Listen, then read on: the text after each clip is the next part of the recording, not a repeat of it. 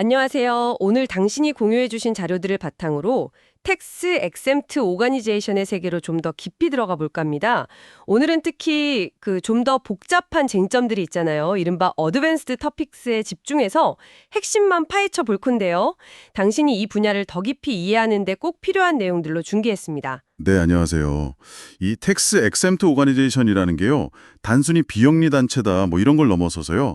미국 국세청 IRS 규정에 따라 아주 엄격한 법적 요건을 맞춰야 하거든요. 오늘은 그래서 가장 흔한 유형인 섹션 501C3 자선단체 이 자격 요건부터 시작해서요. 면제 자격을 혹시 잃게 되는 경우는 어떤 게 있는지, 그리고 면제 단체라도 세금을 내야 할 수 있는 경우, 이게 바로 그 Unrelated Business Income, UBI 같은 어드밴스드 토픽스인데요. 이런 부분까지 좀 체계적으로 살펴보겠습니다. 좋습니다. 그럼 가장 많은 분들이 궁금해하실 것 같은데요. 섹션 501C3 자격 요건 이거부터 한번 보죠. 자료를 보니까 크게 네 가지 기준이 있더라고요. 아, 네, 맞아요. 첫째는 그 조직 형태가 중요해요. 법인이나 비법인 협회 아니면 신탁 형태여야 하고요. 개인 사업자나 파트너십은 안 됩니다. 둘째는 설립 목적이죠.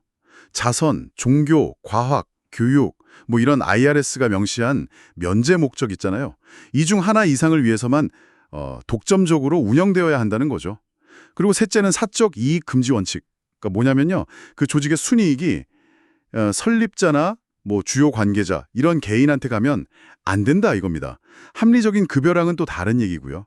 마지막으로 정치활동 제한입니다. 특정 후보를 뭐 지지하거나 반대하는 정치 캠페인 이건 절대 안 되고요. 로비 활동도 조직 활동의 상당한 부분, substantial 파트를 차지해서는 안 됩니다. 아, 생각보다 조건이 명확하면서도 네, 좀 엄격하네요. 특히 그 사적 이익 금지나 정치 활동 제한은 해석의 여지가 있을 수도 있겠어요. 조심해야겠네요. 이런 요건들을 만약에 어기면 어떻게 되나요? 바로 그 점이 중요합니다. 네. 면제 요건을 위반하면 어렵게 얻은 그 면제 자격을 잃을 수가 있어요. 예를 들어서 본래 면제 목적이랑 관련 없는 활동에 너무 집중한다거나 아니면 금지된 정치 활동에 관여하거나 또 과도한 로비 활동을 벌이는 경우죠. 그리고 또 중요한 게 이거 간과하기 쉬운데요. 매년 제출해야 하는 정보보고서 폼 990이라고 있거든요. 이거 제출의 의무를 3년 연속으로 안 지키면 자동으로 면제 자격이 박탈됩니다. 이 폼 990은 단순히 그냥 서류 내는 걸 넘어서요. 조직의 재정이나 활동을 대중에게 투명하게 공개하는 아주 중요한 수단이라서 그렇습니다. 아, 그렇군요. 폼 990 그냥 서류가 아니라 투명성 확보 목적이 크군요. 네. 자격을 유지하는 것도 중요하지만 아까 면제단체도 세금을 내는 경우가 있다고 하셨잖아요. 이게 바로 오늘 다룰 그 어드밴스 토픽 중 하나인 Unrelated Business Income, UBI 이야기군요. 그쵸? 그렇습니다. 맞아요. 면제 자격을 잘 유지하더라도 예상치 못한 세금 문제에 부딪힐 수가 있는데 그 대표적인 게 바로 Unrelated Business Income, UBI입니다. 이 UBI는요. 면제 단체가 영리 기업이랑 비슷하게 활동해서 소득을 올릴 때 공정한 경쟁 환경을 만들려고 도입된 개념인데요. 크게 세 가지 기준을 모두 충족하는 소득에 대해서 일반 법인세가 부과됩니다. 첫째는 이게 거래 또는 사업 활동, 트레이더 비즈니스여야 하고요. 둘째는 정기적으로 수행, regularly carry on 되어야 하고, 그리고 셋째는 단체 면제 목적과 실질적으로 관련이 없어야 not substantially related 합니다. 이 세 가지를 다 만족해야 UBI로 과세 대상이 되는 거죠. 아, 그러니까 면제단체가 하는 모든 부수입 활동이 전부 UBI는 아니라는 말씀이시네요. 예를 들면 그 박물관에서 기념품 가게 운영하는 거 있잖아요. 그런 거 어때요? 정기적이고 사업 활동처럼 보이기도 하는데요. 그거 좋은 질문인데요.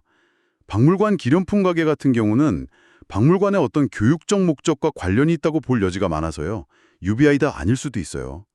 하지만 만약 그 활동이 면제 목적이란 실질적인 관련성이 좀 낮고 그냥 정기적으로 이루어지는 순수 상업활동이다. 이러면 UBI에 해당될 수도 있죠. 근데 또 중요한 예외 조항들이 있습니다.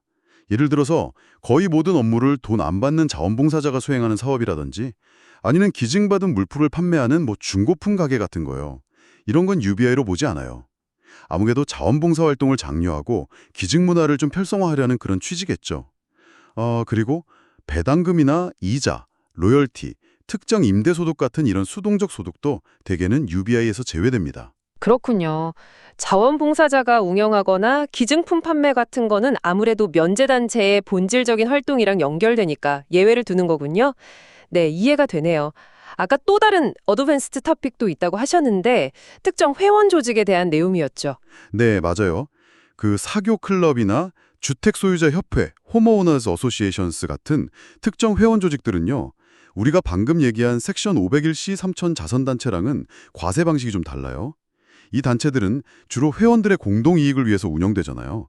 그래서 회비나 시설 이용료처럼 회원들한테서 얻는 소득, 이걸 면제 기능 소득, exempt function income이라고 하는데 이거 외의 소득, 예를 들어 외부인한테 시설을 빌려주고 얻는 수입이라든지 아니면 투자 소득 같은 거요.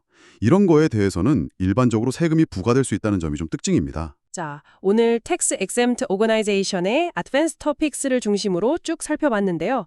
정리를 좀 해보자면 면제 자격을 얻고 또 유지하는 데는 상당히 엄격한 기준이 따른다는 점. 그리고 특히 면제단체라도 그 목적과 실질적으로 관련 없는 사업에서 정기적으로 발생하는 소득, 즉 UBI에 대해서는 세금이 부과될 수 있다는 점이 오늘 얘기한 핵심이었던 것 같습니다. 그리고 사교 클럽 같은 회원 조직은 또 다른 과세 규칙이 적용된다는 점도 기억해야겠네요. 네, 맞습니다. 오늘 나눈 이야기들이 당신이 이 세금 면제 조직의 좀 복잡한 측면들을 이해하시는데 도움이 되었기를 바랍니다. 마지막으로 이런 질문 한번 던져보고 싶네요. 면제단체 여러 활동 중에서요. 과연 어디까지가 면제 목적과 실질적으로 관련된 활동이고 또 어디부터가 아닐까요? 이 경계라는 게 때로는 좀 모호하고요. 실제 사례에서도 많은 논쟁을 낳기도 하거든요. 당신은 이 실질적 관련성이라는 기준을 어떻게 보시는지 한번 생각해 보시면 좋겠습니다. 그럼 다음 탐구에서 다시 뵙겠습니다.